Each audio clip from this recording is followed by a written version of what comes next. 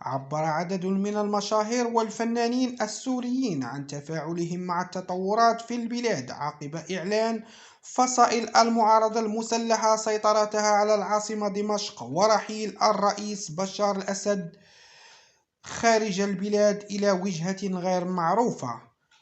وشاركت الفنانة أصالة عددا من التغريدات على صفحتها على منصة إكس، وكتبت في واحدة منها: سوريا الحلوة صارت حرة، ورح تتعمر ورح تحلى وترجع أحلى بإيدين طيبة، ما بتفكر بالانتقام وبتشوف بكرة الأحلى.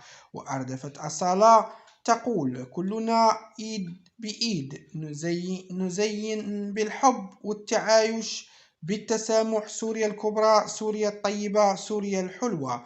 بتعليق مؤثر عبر الفنان سامي المصري قائلا: استنيني يا أمي، أخيرا حقدر أشوفك يا أمي بعد 14 سنة. وتابع المصري في مقطع فيديو وهو يغالب دموعه: مبروك، عاشت أيديكم يا أبطال، مبروك أهل سوريا، مبروك لكل شاب اتغرب ولكل طفل وبنت من سوريا اتغربت ولكل الشهداء اللي ضحوا بدمهم الطاهر من أجل سوريا لتعيش هذه اللحظة. جايك يا أمي. ومن جانبها علقت يارا صبري بدورها على الأحداث الحالية وقالت: خلص الأبد مبارك لنا جميعا، وسوريا العظيمة ليست حكرا على شخص ولا أحد، سوريا لكل السوريين.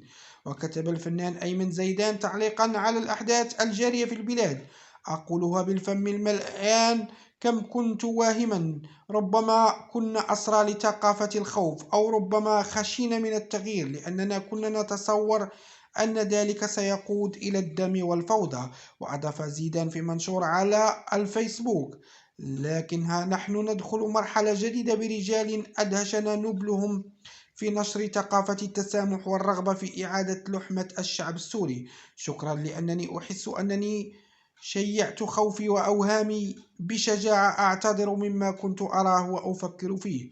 ومن جهتها عبرت الفنانة أمل عرفة عن فرحتها بالقول: الصباح من دمشق بهذا التاريخ غير له مذاق ما عرفناه منذ عمري، مبروك سوريا الجديدة.